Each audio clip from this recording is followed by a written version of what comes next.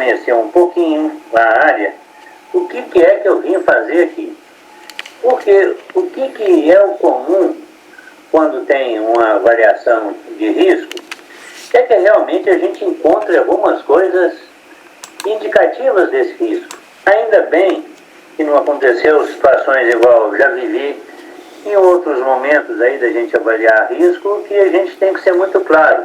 Olha, você fica e você sai, você fica e você sai, e isso é muito duro a gente falar para uma pessoa que fez uma casa com toda a dificuldade, que ele precisa de sair dali.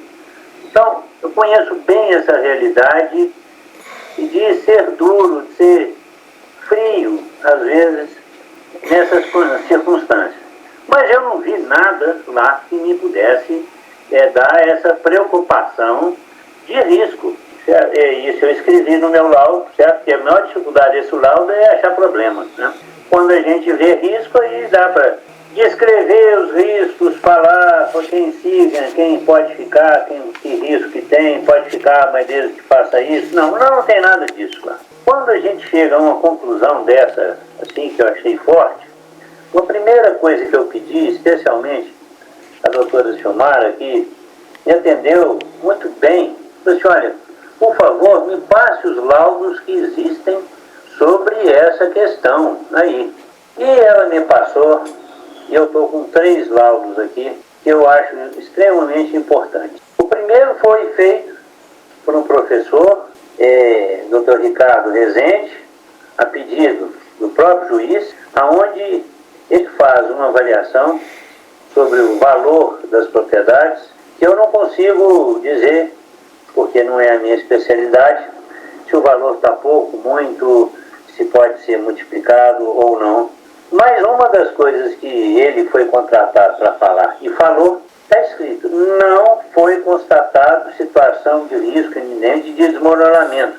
Ele está se referindo às casas que estão. Ou seja, ele é um perito da área, talvez não específica da área de geotecnia, mas com experiência muito grande, por ser um professor da área de urbanismo e tem uma visão. Eu falei: opa, peraí, esse aí é o perito que está dizendo que não há risco. Depois disso, teve um segundo momento, eu falei: gente, deve ter alguém que está falando que isso aí vai cair mesmo e que eu não estou enxergando. A minha visita foi muito rápida e nessa rapidez eu posso ter errado alguma coisa. Mas eu vi as obras que estavam sendo executadas. E digo, e gostaria de encontrar com quem projeta obras, e eu já participei por muitos anos de estabilidade de encostas. Só no DR de Minas Gerais eu cuidei de 254 casos de situações que estavam caindo, estrada caiu, deixou de cair, vai cair. Deu para ver que as obras que estão sendo executadas lá são no mínimo estranhas. Aí, se eu estou fazendo obra, é porque eu estou enxergando o risco. Mas se eu não estou enxergando bem a finalidade das obras, está sendo feita alguma coisa para criar o risco, nem que seja fictício, e aí fazer a justificativa. Eu não sei se eu estou sendo claro, mas eu quero dizer que aquelas obras que estão sendo feitas lá são desnecessárias da forma como estão sendo feitas. Porém, em alguns locais, e isso, logo no início o pessoal falou assim: mas tiveram 3 casas aqui que caíram e que estavam sob situação de risco, e realmente foi removido, e tinha preocupação, que tinha trinca, etc. Ok, essas casas deveriam ter sido protegidas, certo? Já que a preocupação é dar tráfego à ferrovia, de que essa situação não colocasse a ferrovia em risco. Mas, por estranho que pareça, o muro de contenção não atingiu essa região dessas casas. Está faltando um pedaço de muro que chega até no lugar onde é que teve realmente algum problema. E aí, eu continuei mais preocupado ainda, que eu falei: peraí, do outro lado da ferrovia é que está caindo. Está lá, a fotografia está lá, as zonas estão lá mostrando que é o outro lado que está caindo. Então, tem um lado, deslizamentos visíveis, protegidos por lona, e do lado de cá tem uma vegetação exuberante que sustenta qualquer talude. Ficou meio esquisito essa duplicidade de ações. mas foi construído alguma coisa assim. Se der continuidade a essa construção, não da forma como foi feita, mas fazendo uma proteção dos taludes que estão dizendo que está para cair, não precisa tirar as casas, e isso é possível. No pé da encosta, no nível da ferrovia, foi iniciado um sistema de contenção que se chama muro de gabião. É o suficiente para que isso seja estabilizado. Nada, casa nenhuma precisa de ser tirada por causa disso. É muito difícil a gente fazer afirmativas graves, mas me parece que tem outros interesses ali em executar a obra que não são os interesses dos moradores, os interesses de estabilidade. Lamentavelmente, nos meus 17 anos de DR, eu tive que sustar muitas obras, porque era interesse simplesmente do executor da obra criar um problema para ele apresentar uma solução e ganhar desonestamente dinheiro. Não estou dizendo que tenha sido feito ali, mas me lembrou muita coisa semelhante a isso. Obras desnecessárias de um lado e o outro lado da encosta, colocando em risco a ferrovia, que é o que é alegado, está lá caindo. Com essas coisas, então, eu fiquei na expectativa de um terceiro laudo. O pessoal da Defesa Civil esteve lá agora, recentemente, custou a sair o relatório deles, eu não sei exatamente por quanto, mas é de se prever, porque eles foram honestos, corretos e técnicos em falar claramente que não tem risco. Nenhuma das residências, é do parecer que nenhuma das residências citadas nos processos esteja sob risco. Está escrito, é o parecer final, assinado pela Defesa Civil ligada à própria Prefeitura. Eu, com um pouquinho de experiência, tentando enxergar coisa que não existia. Teve um perito de alto nível contratado pelo próprio juiz que diz a mesma coisa. Vai a Defesa Civil lá nesse momento e fala de uma porção de coisas, mas conclui que não tem risco. O que é que se pretende? Até essa alegação da necessidade de alargar a via, eu apresentei, certo, é uma coisa tão simples, visível, imediatamente visível.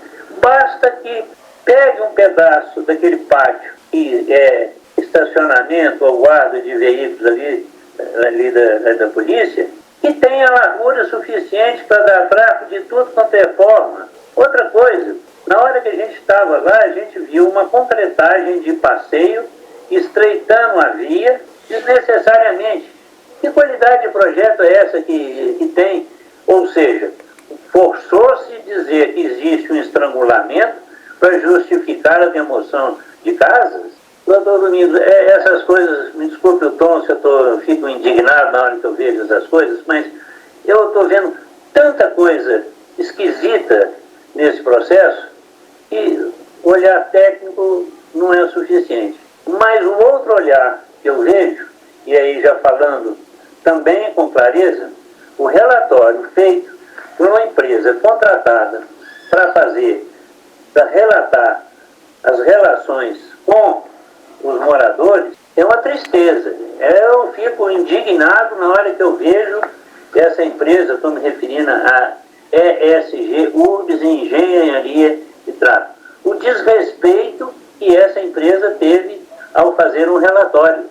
Deixou o lado técnico para ficar levantando questões de animosidade, e essas animosidades agora fica mais claro por que estão, quais são os interesses que estão. Então, eu vejo com muita tristeza um processo desse aí. O tempo todo a gente vê famílias sendo deslocadas, às vezes, com necessidade. Agora, a questão da faixa de domínio.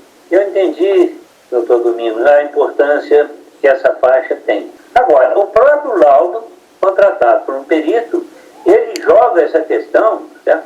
Ele se julga incompetente, está por escrito, e joga essa questão para o juiz. Por quê? A largura da faixa é 15 metros. Existe uma outra combinação que ampliou essa faixa. Está por extenso no relatório dele. E tanto ele quanto eu achamos, o Frei Giovander hoje, inclusive, voltou a lembrar disso aí, por que é que um segmento, um pedaço de estrada retilíneo, aonde está determinado uma largura de 15 metros, de repente isso aí estreita, aumenta, varia, certo? Num trecho retilíneo. Não existe. Qualquer faixa rodoviária e ferroviária, ela independe, certo, do que é que está acontecendo do lado. A faixa é aquela e pronto. Essa faixa, num trecho retilíneo, aonde a lei fala com clareza que são 15 metros, ela estreita e aumenta. Ele se julgou incompetente. Levantou a questão que pode ter tido um acordo entre a prefeitura que estava cedendo, a concessionária, etc. Mas isso tem quantos anos? O pessoal mudou para lá anteontem, ou tem 40 anos que estão lá? Qual foram as argumentações que fizeram contra o pessoal para eles saírem de lá? Qual a necessidade prática de ter essa faixa de domínio? Se é a questão do risco geológico geotécnico, ok, se estude isso aí mais. Eu fui no meu limite, 2 outros também foram. Então, hoje, ter essa faixa alargada, conforme uma combinação feita há dezenas de anos, a revelia dos moradores que estão lá num prazo tão grande, é estranho. Mas isso é matéria dos meus colegas advogados.